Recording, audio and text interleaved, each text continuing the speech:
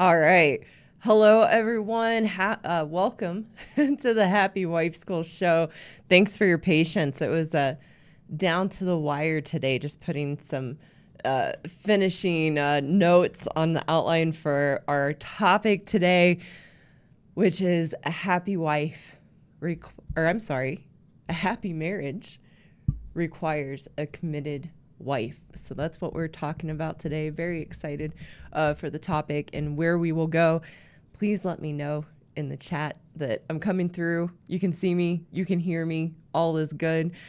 Before we get started in the topic, a couple reminders I like to give. First, for those of you needing some support, whether you are a woman or a good man needing support in how to navigate his wife during the holiday season, or a woman watching the show who needs some support in how to better navigate the holidays and the stress and how we try to supersize the holidays as women, you want to go check out my episode on holiday stress. It's from about a year ago. It's in the live tab of the video section. So just wanted to give that reminder because we are just full in it with Thanksgiving next week here in the States, which means I will not be live next Saturday because of the Thanksgiving holiday. So I'll see you the next Saturday. So 2 weeks from now. Please go check out my colleague and good friend Josie's YouTube channel, Escape the Alternative Health Matrix. Josie is just a phenomenal person and teacher. She teaches people how to outgrow and heal from chronic illnesses and autoimmune diseases. She herself had 8 autoimmune disorders and outgrew all of them and has been healthy, fully healthy for 8 years now. And she teaches a very unique and cutting edge approach. So if you or your spouse struggles with chronic illness or autoimmune disease, she has an incredible course to help people and give them the roadmap to outgrow those illnesses. And she works best with people who have been to the doctors, been to the alternative health practitioners, and nothing has worked. She addresses the emotional state as the root cause of our autoimmune disorders and chronic illness. So go check out her channel again, Escape the Alternative Health Matrix. The link is in the description below. If you enjoy listening to the live show in podcast format, go check out the Happy Wife School on Spotify or Apple Podcasts. You can find it there, and it trims out this beginning part and the end where I answer questions from people. So please, if you have questions for me today, put them in the chat. Phil is helping me out and sending me questions today. Thank you, Phil. Evo is not able to be here. He is out living life and doing wonderful things for himself. So we've got Steve and Phil today moderating the chat. So please make their job easy and behave in the chat and keep it a constructive, positive place for people to be. So with all that being said, let's get started on a happy marriage requires a committed wife. So this episode today is for the ladies. This is a red pilling moment. This is the Happy Wife School red pill for women. And the red pill is in this context, because we could use it in different contexts for sure. But in this context, the red pill is waking up to the truth of ourselves as women and how we operate in our woman ways that is destructive to ourselves, destructive to our husbands as good men, and destructive to a marriage. As women, we cannot have a happy marriage in our woman ways and being blind to how we operate and show up in a marriage. So we have to be red pilled. That was my journey. I was convinced that my husband was the problem until I was given the red pill by my mentor, and I woke up to how I was showing up and how I was a complete victim, meaning blaming my husband and seeing him as the problem in the relationship, which was destroying our marriage. And that gave me an avenue to not just change for my husband and my marriage, but to change for me, to become a woman and a wife that I was proud of and felt good about myself. And my marriage and my husband became my greatest teacher and continues to be my greatest teacher to outgrow the behaviors in myself that keep me stuck and limited. So this is a wake-up call episode for women, because oftentimes we have to hear how we show up and how we are the problem in a relationship with a good man multiple times from multiple different angles, to be able to wake up and take that red pill and have a really a transformational shift in how we view ourselves, how we view our husbands, how we view the marriage. The truth is that if you left it up to a good man,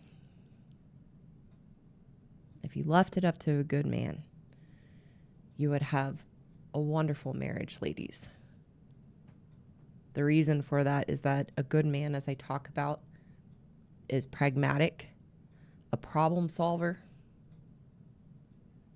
good at communication, a good provider, good at parenting, prioritizes his family, is naturally loving and caring, wants peace and calm in the relationship, and wants the marriage to work, and is willing to do what it takes to make the marriage work.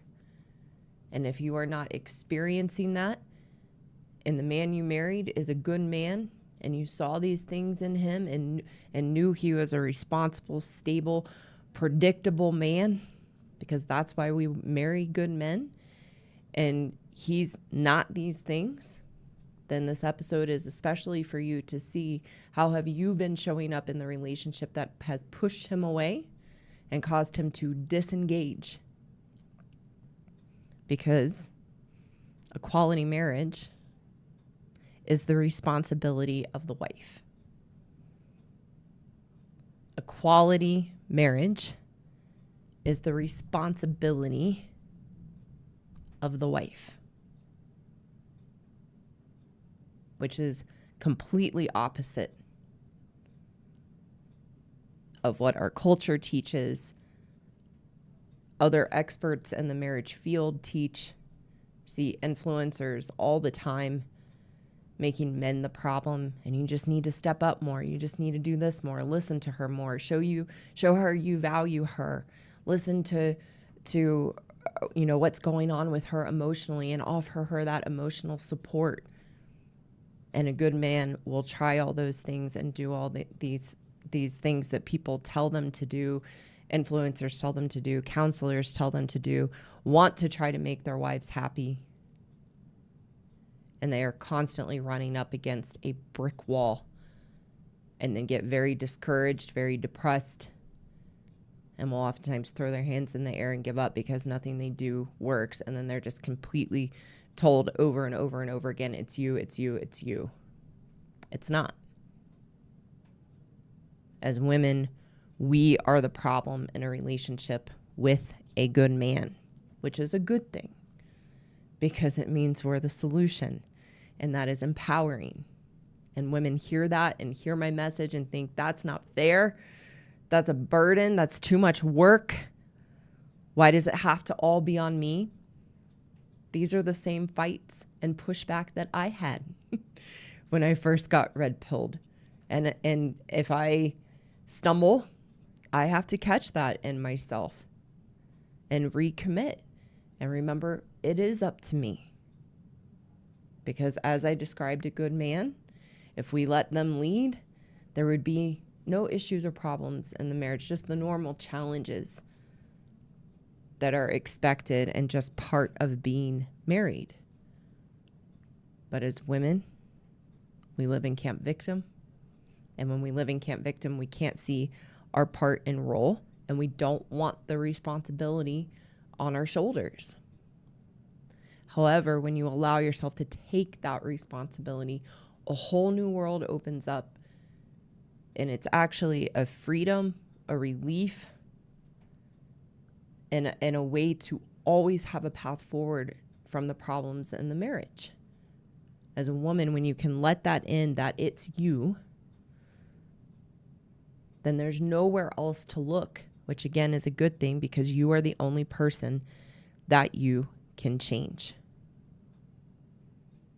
This also wires down to what I've been talking about more and more lately, that women and men are wired differently. Good men are naturally committed.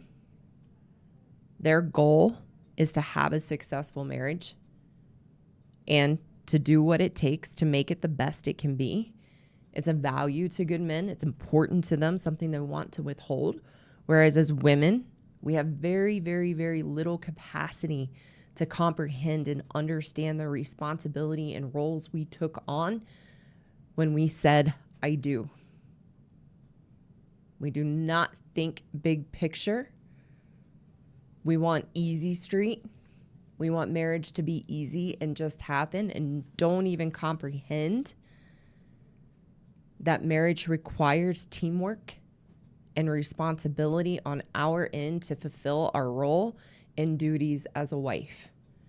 We never even imagined that we had duties or roles as a wife. We can't think into the future and see that. Again, we live in Camp Victim, blaming our husbands, wanting to be taken care of. So we don't have to look at ourselves and take accountability, step up to the plate.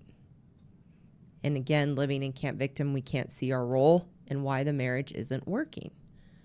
Whereas a good man always wants to take responsibility for their role. I think I said this in the last episode, that one of the first things I hear from men when I talk to them is, I've made mistakes.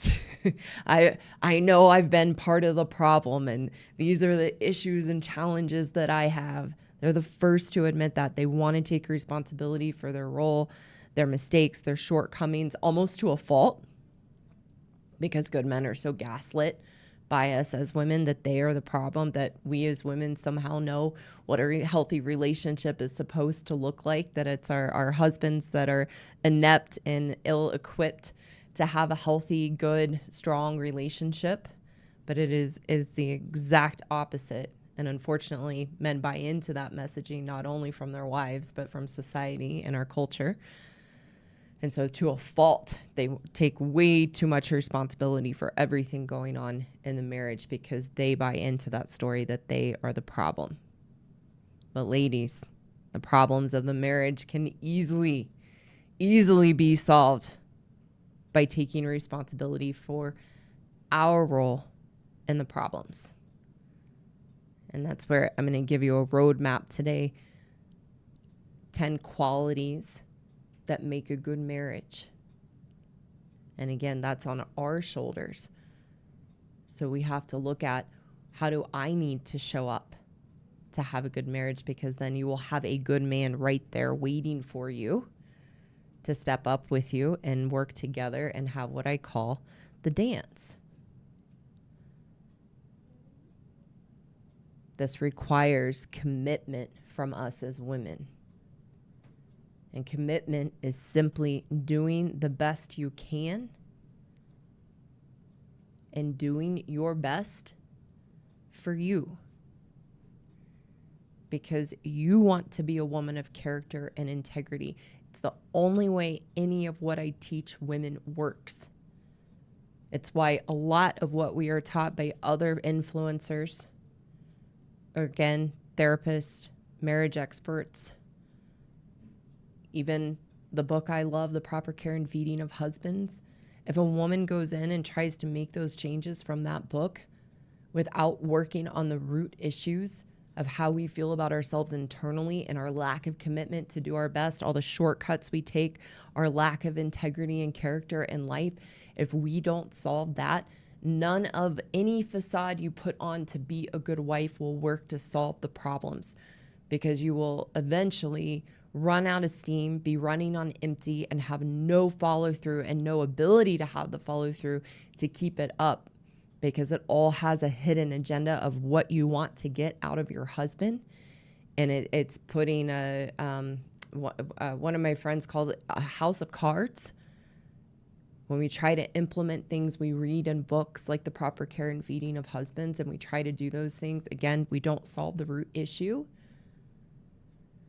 It's a house of cards, and it all it takes is just a little flick for it to all come crashing down, because we can't hold on to it, and we stay in Camp Victim, and we stay resentful. So that's why commitment is doing your best for you. The commitment is to yourself. And when you're committed to yourself, to being and doing your best, everybody gets the benefit. And your husband, as a good man, is right there waiting for you, because his natural wiring is to want and to be committed. As women, we don't understand and comprehend commitment because it requires a follow through on our part, and we're not very good at following through. So to take responsibility for our part and roles in the problem, we have to have commitment, and we have to do it for ourselves. That's how we do it in what I call a clean way, without wanting and needing something in return. And so that we don't become resentful, expecting something back in return, which just keeps us stuck in camp victim. So when we look at our responsibilities as a wife and realize that they take commitment and follow through and hard work, the problems in the marriage will go away, again, because you'll have a good man right there waiting for you to be in that dance with you. Because all the ways that we lack in a marriage and all the ways we show up that are destructive is not how a good man shows up in a marriage if he has a committed and willing wife to be there with him and work as a team. Our responsibilities in a marriage as a wife take hard work. They do not have to be hard. It's very simple. It's being a grown-up adult, putting on our big girl pants, and stepping up to the plate, to the choices we made of what we wanted in our life, or what we told ourselves we wanted or thought we should want in our lives. Part of the problem for us as women is that we are selfish, and we want to do what we want to do. Sorry, ladies. We gave up that perceived freedom of doing what we want when we want, when we made a commitment to our husbands by getting married. Too bad that there are challenges. Too bad there are roles and responsibilities that fall on your shoulders. And too bad you can't have the carefree, easy life you imagined in your fantasy, because that's all it is. Life is full of challenges. It's full of adversities, especially when we take on commitments like being a wife or being a mother. We can't sit around complaining and feeling sorry for ourselves of how hard things are or the challenges that are there, when those are the choices that we made of what we said we wanted in our life. And what you want to realize is that hard work is fulfilling. Again, it doesn't have to be hard. We make it hard by pushing away our roles and responsibilities and wanting nothing to do with them and wanting to stay doing what we want when we want. That's what makes marriage hard. That's what makes being a mother hard. When we embrace the hard work, it actually makes things a lot easier. And the result and the outcome of that in being committed to yourself, to make your life, to make your marriage, to make being a mother the best it can be, is embracing that hard work and recognizing when you do, it's fulfilling. You feel good about yourself at the end of the day. You have a sense of purpose. You have a sense of value in yourself. And something one of my mentors, Peggy, taught me is that no one will ever make you feel as good as you can make yourself feel by following through and being committed to doing your best as a wife, as a mother, in everything you do in life. That is the key and the secret to fulfillment and happiness, is embracing the hard work of the responsibilities we have taken on, doing the best we can in them, and holding ourselves to that standard. That is the secret to creating a healthy relationship with yourself and being happy meaning feeling good about who you are and having integrity and character in life. My other mentor, David, taught me, and something I have to remind myself as a woman, is that when you want an easy life, which is what we want as wives, when we want to be taken care of, we don't want challenges. We want our husband to make us happy, which is a fantasy. They can't. Only we can make ourselves happy. But when you want an easy life, when you want it to look like this with no bumps in the road and no challenges and no adversities, which isn't reality in a marriage, when you want it to be this, when you want life to be easy, you get a hard life.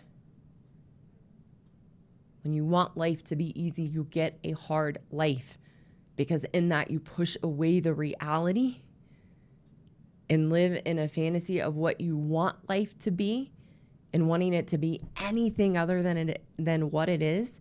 And how I like to demonstrate that is when we expect life to be easy and to be the way we expect it to be versus the reality of what life is, the gap between those two places is where we create all of our inner turmoil and all of our being a victim and living in camp victim in life.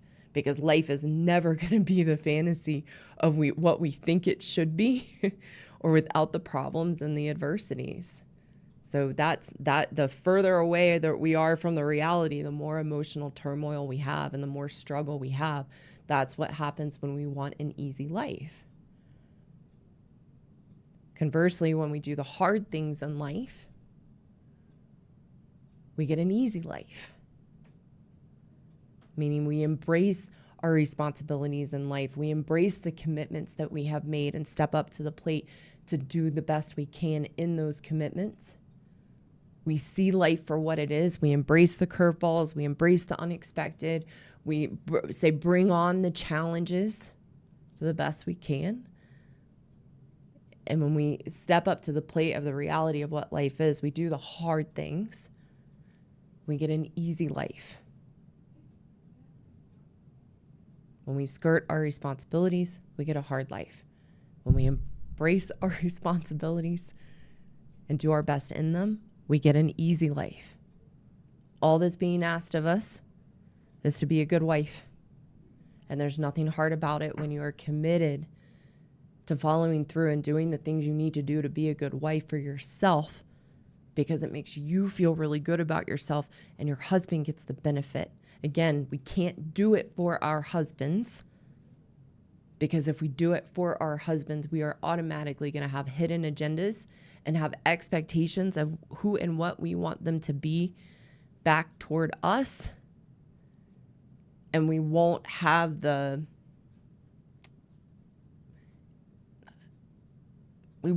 a full cup within ourselves to keep going in it, because we're not doing it for ourselves. Eventually, we will run out of steam and we won't be able to keep going. So where I would like to go next are 10 qualities of a good marriage. 10 qualities of a good marriage. That a quality marriage is the responsibility of a wife. Again, because good men are natural at creating a quality marriage. It's important to them. They take their vows seriously. They're stable, they're reliable, they're pragmatic. They want to solve the issues. They want the marriage to work and be the best it can. But as women, we are the problem in our marriage, as we don't want to take responsibility. We want everything handed to us, and we don't want to be exposed and have to look at ourselves and our shortcomings and take responsibility and change. And interesting, and I'm going to do a video on this soon, it's the same in a woman's experience of being a mother. No one ever talks about how miserable women are as mothers. But if we look around, it's very clear. It's very clear in the women that I work with who are mothers. I was out to eat last night with my team for our annual outing. And I was looking around. Actually, I was in line to go to the restroom. And I saw a woman with her little girl, and she could not have been, the woman, the mother, could not have been more shut down in herself. It was so sad. And the little girl is just being as cute as can be. and the mother's completely ignoring her. And we can see that all the time. Drive by a park and see the moms there just on their phone like this, completely checked out as mothers. It's the same because we haven't taken a responsibility for our roles, not only as wives, but also if you chose to have children. Women don't take responsibility for their role as mother. So it's up to us. If you want to change your experience of your marriage and change your experience in being a wife and being a mother, it's up to you, ladies. So the 10 qualities of a good marriage fall on your shoulders. That if you can follow this as a roadmap, again, your husband as a good man will be right there waiting for you saying, thank goodness. And will be in that dance with you. And you guys can be a team in the marriage and fulfill your roles in what you do best and have a quality marriage. So each one of these is saying, as I go through this list of 10 ladies, each one of these is saying, because you're either, some of them are what you need to do and what you need to stop doing. So each one of these is saying that because you do these things or don't do these things is what's causing the unhappy marriage with a good man.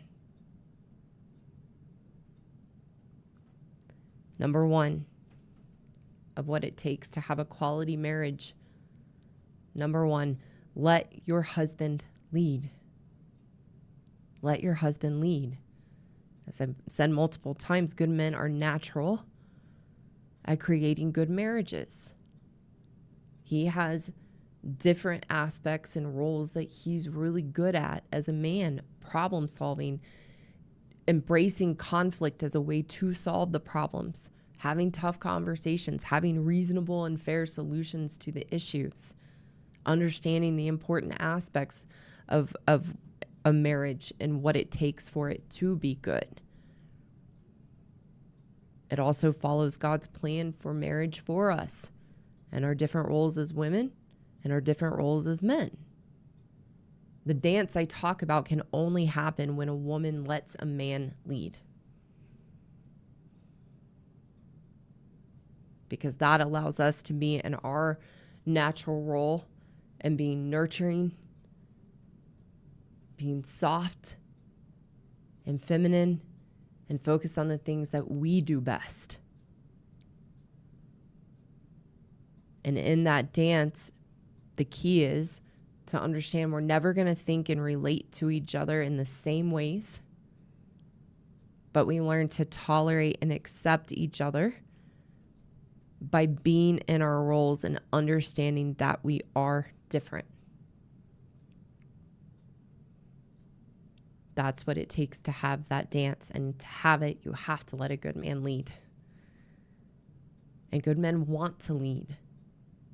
The difference is, as women, we take over. We think we know what it takes to have a healthy relationship. We're running the show and wearing the pants.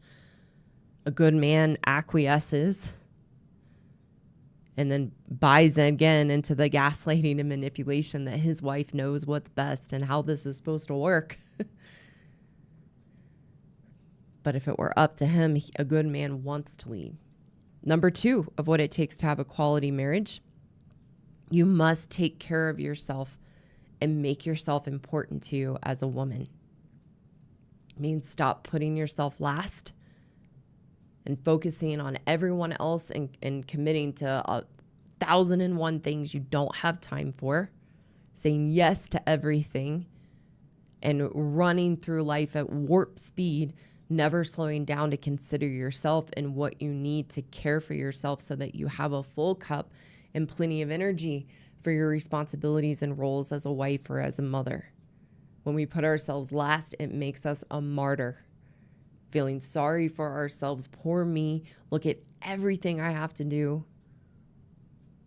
for everybody else. No one ever takes care of me. That is created by us not putting ourselves first and caring for ourselves. And it makes everybody miserable because we are miserable. When we put ourselves last, we feel like we have nothing left to give. We're running on empty. It's not what your husband wants for you. I hear this all the time.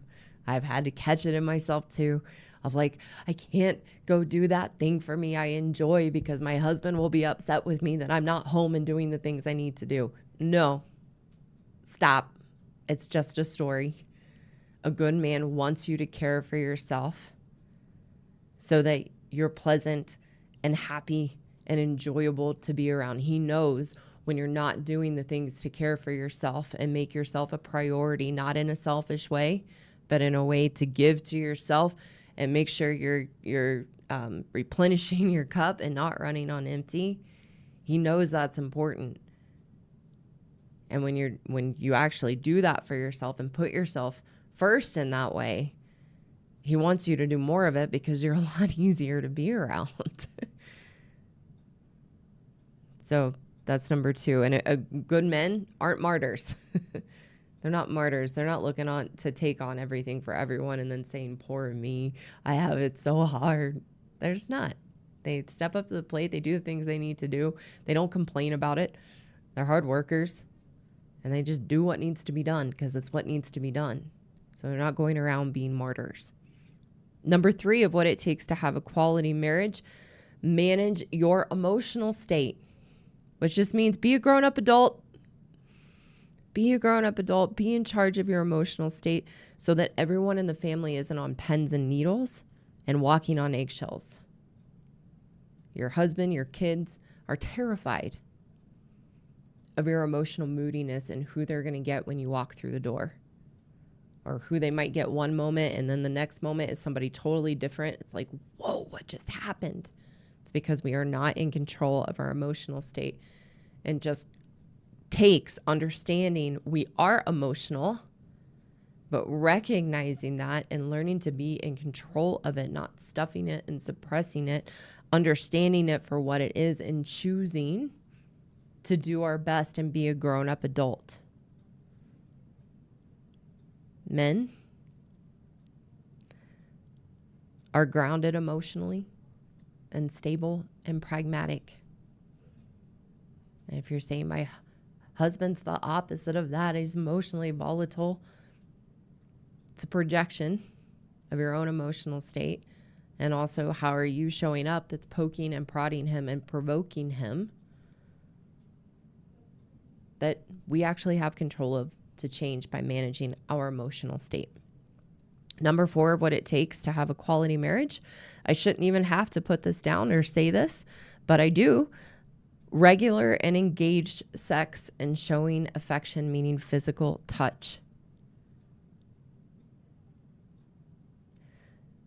It is a healthy part of a marriage.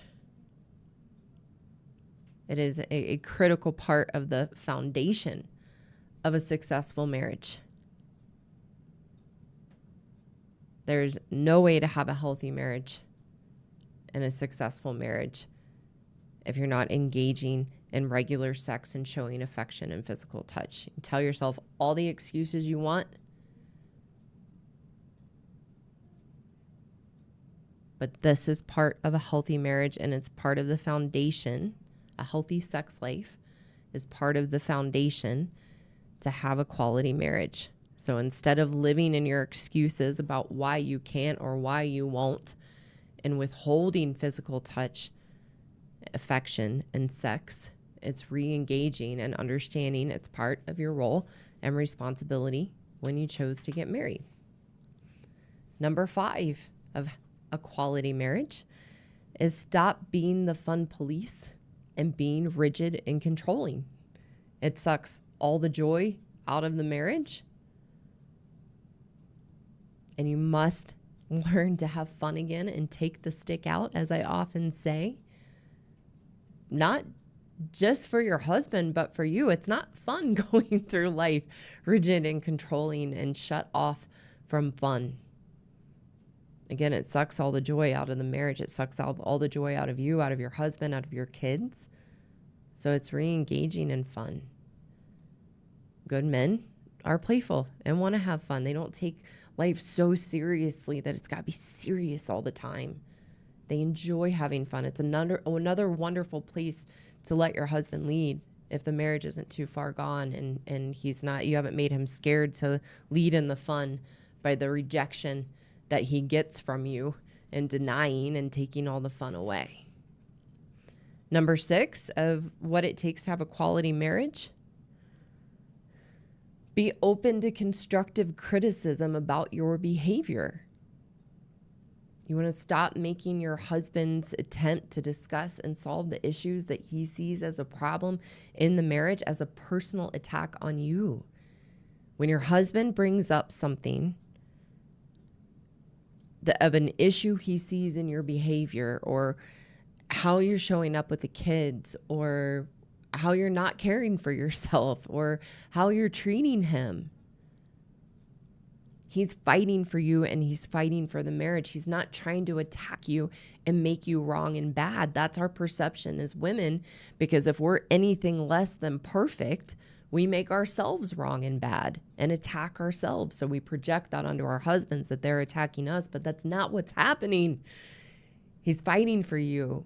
He's fighting for the marriage. Again, he sees what needs to happen for the issues and problems to be solved so that you can have a successful marriage. Good men are always the first to admit their mistakes, or where they messed up, or where they know that they can improve and need to do better. Number 7 of how to have a quality marriage: stop venting and complaining to your husband. Venting is not healthy. I don't believe in a healthy venting, because venting does not solve problems.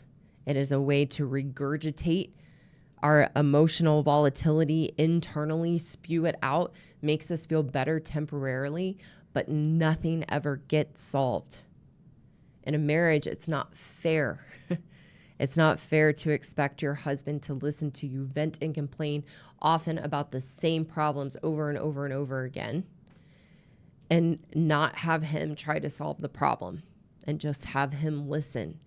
It's not fair. It's extremely frustrating, exhausting, and draining to a good man, because again, they are natural problem solvers. And if you're going to be sharing about a problem to them, they're going to want to give a solution. And to make them wrong and bad for that is extremely unfair to them, because it goes against their wiring. And as women, we actually want to step up, again, follow their lead to solve the issues and problems. What's even more fascinating, and I hear this all the time too, is that oftentimes the problems and issues we vent and complain about as women are often about other people and what they're doing. And what we fail to see is that we do the exact same things. And that is just crazy making to a man, of like, she's complaining about her friend doing this and treating her this way and saying these things. Can't she see that that's how she shows up? But they can't dare say that, or the wrath comes out. So again, good men are different, and they're problem solvers, and they don't want to stay in the problem venting. They might need to share a frustration about something, but then they want to dive in and they want to get it solved. They don't want to dwell in it and run in circles and venting. Venting just enables us in our victim, and being in camp victim, and enables our emotional pain. So it's a really, really destructive pattern. And when we live in camp take responsibility, there's no need to vent. I can't tell you the last time that I vented or felt the need to vent. I don't enjoy it. It doesn't feel good, because now I know it's absolutely coming from a place of being a victim, which feels awful, especially when you know you are doing it. And I'm a very healthy, well-adjusted, emotionally stable woman. Doesn't mean that I don't make mistakes, because I am still a woman, as I often say, but I don't feel the need to vent. It's a relief to not vent. That's all I'll say about that one. Number 8 of how to have a quality marriage: apologize. Say you're sorry and mean it. What it means to mean it in an apology is to follow through and change the behavior. And if it's a one that you struggle with, And it's very difficult for you to change because it's very ingrained and it's just a bigger issue for you in your life. Communicate that when you apologize. I am so sorry that I cut you off while you were speaking and just ran into what I wanted to talk about and dismissed you. I know I do that often. It's harder for me to change, but please know I am trying. And if I make a mistake and stumble, please be patient with me and to genuinely mean that. And then do your best. Be committed in changing that. As women, if we say that we are sorry, which most of us never do because we can't admit that we are wrong, but if we do say we're sorry, it's typically to get it over with. It's done from a selfish place. I don't want you to be mad at me and have to feel what I feel because you're mad at me as a consequence of my behavior. So I'm really sorry. But we're doing it to get it over with and just move through and have no intentions of changing. Whereas a good man genuinely feels guilty for his mistakes, genuinely says sorry, and wants to change his behaviors. Doesn't mean he's perfect or doesn't make mistakes or have behaviors that are difficult for him to change, but he sees his responsibility in needing to apologize. I can't tell you the times as I have learned to apologize in my marriage where I'll catch myself in something, I will apologize genuinely, that then my husband says, hey, I'm sorry that I X, Y, or Z. And then again, it's that dance. Number 9, and how to have a quality marriage. Keep your word and follow through with what you say. The problem for us as women is that our word means nothing. Just empty words, empty promises. We do this with our husbands. We do this with ourselves. We make promises to ourselves all the time of what we're going to change and what we're going to do differently, and then just leave ourselves behind and never follow through to do what we say we are going to do. And ultimately, the reason for that is we don't want to change because we want to stay stuck in the problems and have an excuse in life and have someone or something to blame for why we are so unhappy. What this does in a marriage is it causes our husbands not to trust us. There are sometimes a woman will take my happiness course, and the marriage is really not in a good place. And the husband is at the point that he's throwing his hands up, like, doesn't matter. And she's made so many promises to change and has tried so many things that he doesn't have a lot of faith in that she's going to take my course seriously and it's going to do any good. And then women can be upset about that, and I have to help them see he doesn't trust you. And it's up to you to follow through and make this work and to make the changes and step up for yourself. And over time, he will see that you mean it and you're consistent in your change. But until then, you have to embrace the consequence that he doesn't trust you because your words have been empty and there's been no follow through for you to change. For good men, their word is their bond.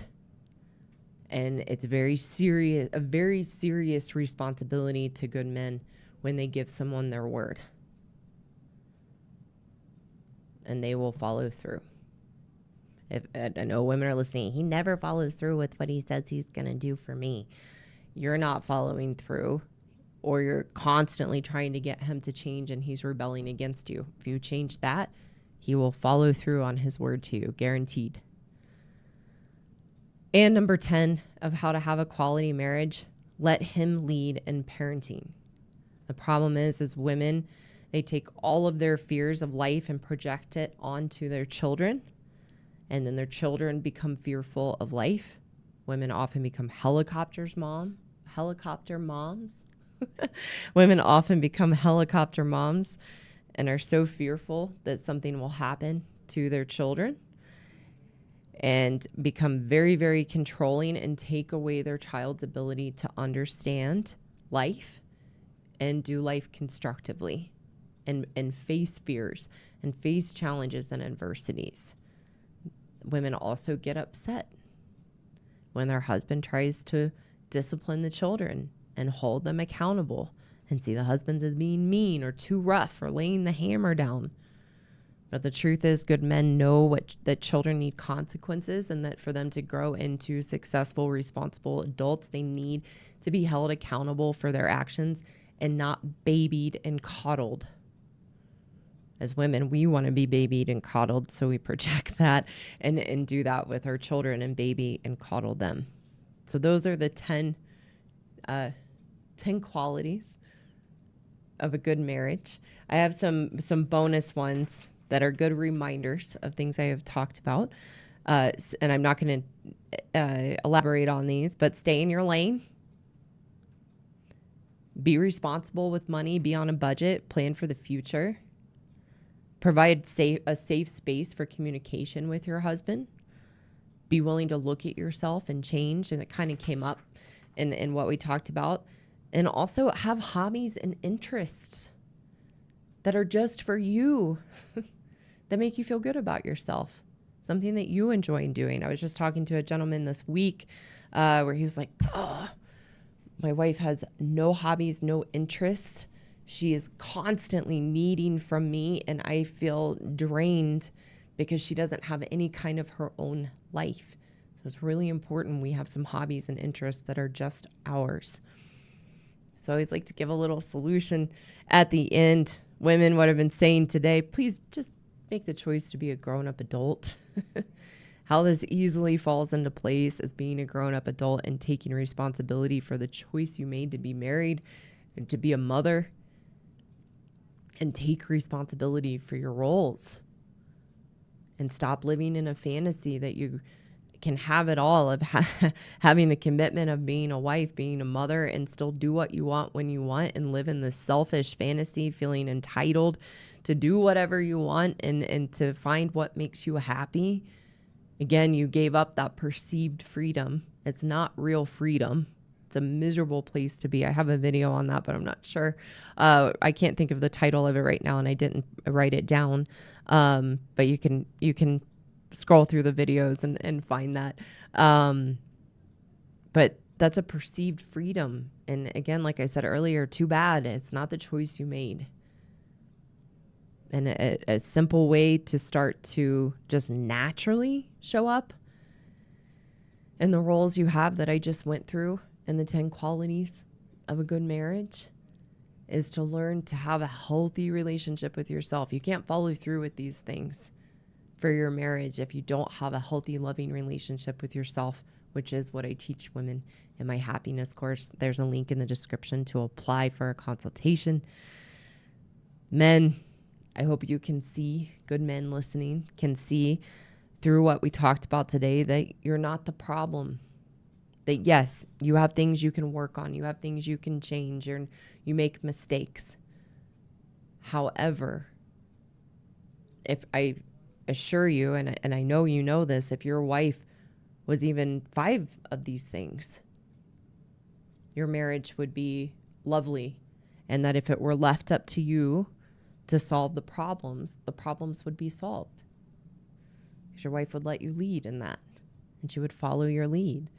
So don't buy the gaslighting that your wife knows what it takes to have a healthy marriage, that you don't, that you're inept at relationships. It's not true.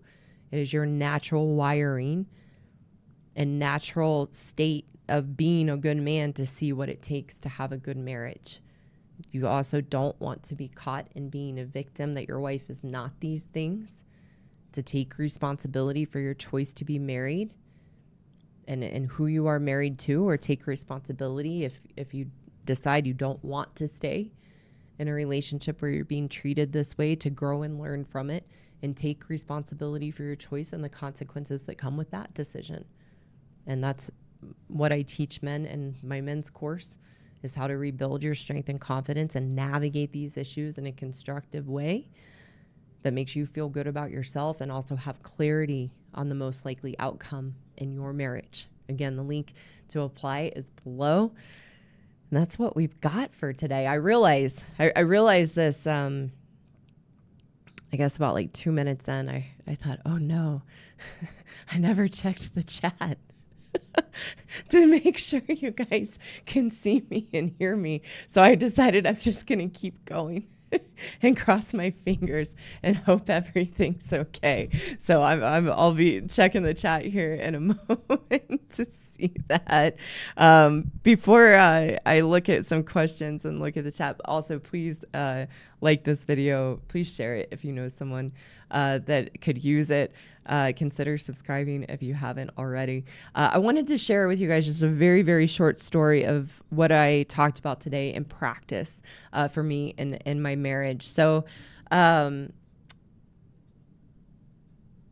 just going to share it as it is. So like I said, I went out for dinner with my team last night, just an annual outing. And when I got home, I hadn't known this, but my husband had a really tough day, and he was stressed, and there was something that was bothering him that I had done, and it just kind of came out, and it caught me totally off guard. I had just been out with my team. We had a great time, just laughing and looking back at the year and just, enjoying our dinner together. And so I kind of came home, just light and happy and everything's good. And I walk in and like my husband is clearly not in the same space that I am. And it was kind of what I call an OS moment of like just a total flip. And he brought up something that was bothering him that I had done, and out of respect for him and our marriage, I'm not going to get into the details of that. That's not what's important. And and I'm, again, not perfect, but I have a commitment to myself to be a good wife, to be in control of my emotional state, to listen when my husband brings something up and respond in a healthy way so we can work together to solve it. And I could feel those woman ways just boil up, and I would feel myself angry of like, really, like what a buzzkill, and it's Friday night and you're bringing this up, and oh my gosh, and like getting into that victim train of thought in my mind. I do have enough muscle most of the time to okay and not let that come spewing out, but I needed a second. It was a curveball that I wasn't anticipating when I got home. So it was a curveball. So I needed just a moment because I didn't want to react. I didn't want my emotions to get the best of me. I wanted to move through what we needed to move through and follow my husband's lead, and that this was important to him to bring up at that time. So I said, give me just a second. Let me just, I didn't know that this was going to come up. I just need a moment. And he said, okay. So I took a few minutes, I talk with myself. I'm like, okay, Karen, you're the problem. You're the problem. Don't be a victim. And my husband is just a really wonderful man. And it's like, Adam you're in his best intentions in this. How do you want to show up? And so I went back in. I took responsibility for what had come up.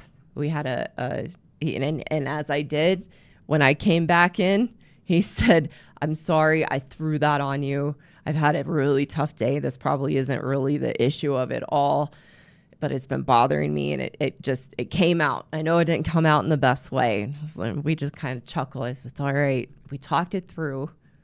And within like 5 minutes, we were snuggling on the couch watching a movie, and everything was good. That was my responsibility. That was my responsibility for that interaction and conflict to not escalate. That I had to be in control of my emotional state. I had to take some constructive criticism and conflict that my husband brought up of something that was an issue and a problem. I had to take his lead.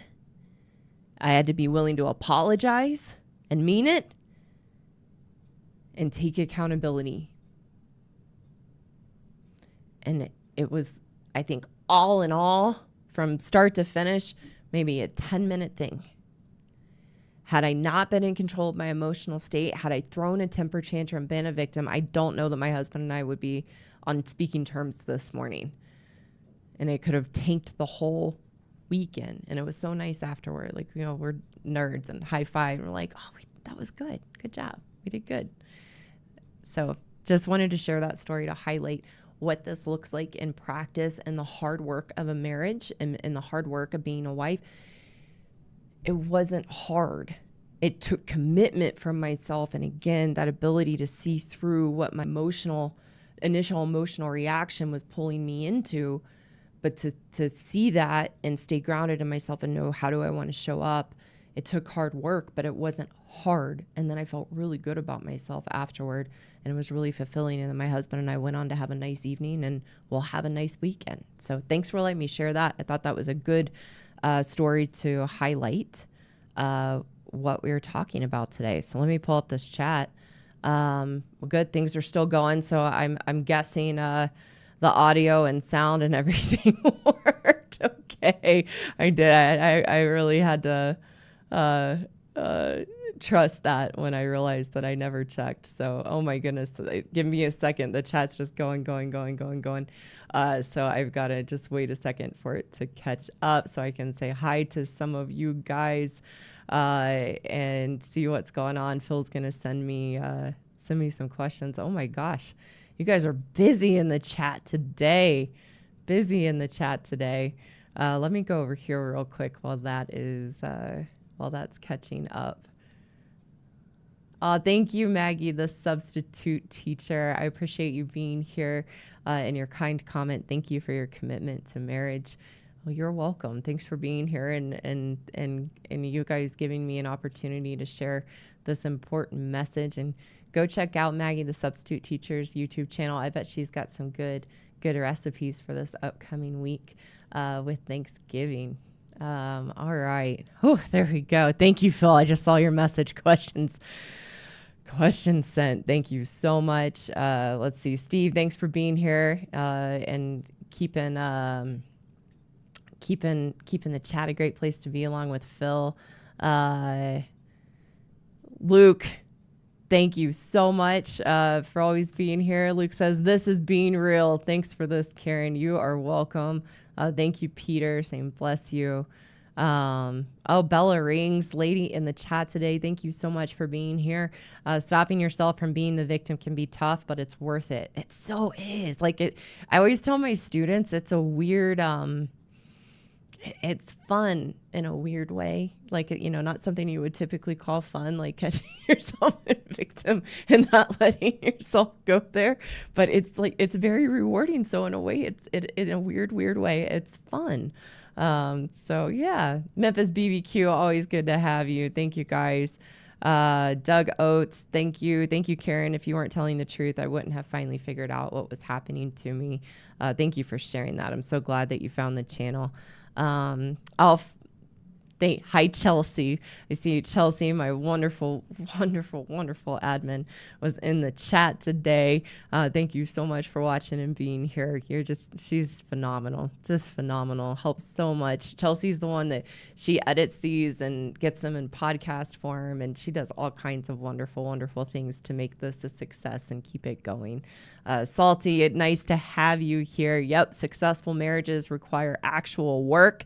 Work is a 4-letter word for most women. Well said, Salty. Well said. That is so true. Just going to check this over here. John the Baptist, thank you so much for your contribution. What are the biblical roles in marriage in this modern day? That's not a question that I am best equipped to answer, but you might check out the video I did on submissive wife? Or nope, it was on redemption.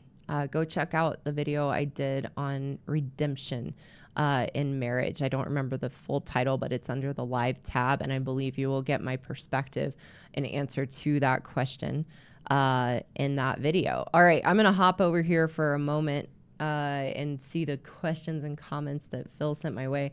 Thank you guys for sticking with me. It was a little bit of a longer one today. If you have to head out and get back to your weekend, I hope you have a great weekend, and thanks for being here today. Remember, no live show next week, and for those that want to stick around, I'm going to answer a few questions here.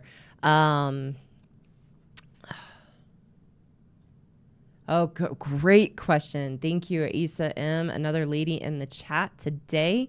My question is, how do I, as a wife, Allow my husband to lead more. I'm afraid he's used to looking to me for guidance on family, school, life planning, while I want to look for him for those things. Really good question. And that is what we create, and good for you to see that. That's what we create in our woman ways. We groom our husbands to follow our lead and look to us. And when they try to have an idea or an opinion, we have shut that down and not wanted to follow their lead in that and done what we wanted to do anyway. So they default to us because they don't want to face our wrath, and they know whatever they say isn't going to be considered. So they just stop and then they default to us. We've trained them in that. So in order to start to reverse that, one, it takes time. And the most important thing is that you focus on healing that relationship with yourself, to start letting go of the control and learning to genuinely ask your husband's opinion and follow what he has shared. And for a while, you might notice when you ask, he says, "Oh, I don't know. What do you think?" And you have to be patient with that, because that's where we have weakened them. And it takes time for them to rebuild that confidence to actually even want to give their perspective and have them lead on a choice with the kids or a choice with money. But as you can genuinely ask, what do you, I'm stumped. I'm not sure what to do here. Can I share this with you? And what do you think we should do? And then your job is to follow that and notice the woman ways in you of why you don't think it's a good idea, and tamper that in a good way, being committed to yourself to do your best, follow his guidance, and eventually he will more openly give his perspective and opinion. But it's really doing that healing within yourself, of your relationship with yourself, letting go of wanting to wear the pants, and trusting and having patience. It will take time for your husband to trust his opinion is valued, and you want him to lead in those choices. So you want to have a lot of patience in that. So thank you so much for the question.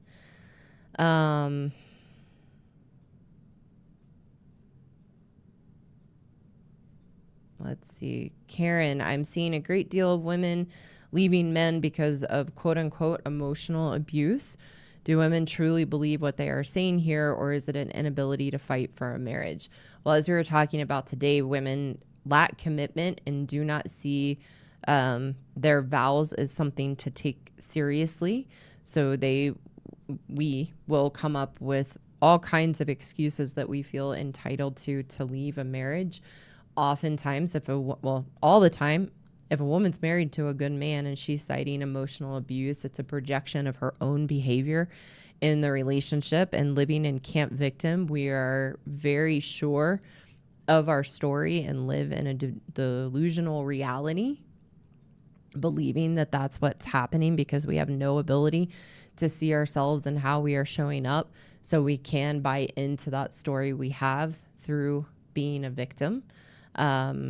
But really, it does boil down more to what you said, an inability to even want to fight for a marriage. We just want what we want and want to leave because that's what we feel entitled to. Asa, great question. I have a video on this I'm going to direct you to. What is your opinion on having opposite sex friends? How comfortable should each spouse be allowing single or opposite sex friends around their spouse? To me, I don't believe in a marriage. We should have friends of the opposite sex. There is a video under the video tab of why I'm forgetting the name of it. But if you actually click the tab to popular videos, it's one of the first, I would say it's in the top 10 about why we can't have male friends as women. So I would direct you to watch that. I'm going to answer a couple more. Oh, thank you, Atlas. Great comment. I like being a student of you, honestly. Well, appreciate you being here. Um, oh, this is great. That's awesome, Linko Bear. Thank you for your message. After showing my wife a few of your videos, I was able to open my wife's eyes to her behaviors, and now she is finally stepping into camp take responsibility. You are a very, very blessed man, and good for you to have the courage to share the videos. Let's see.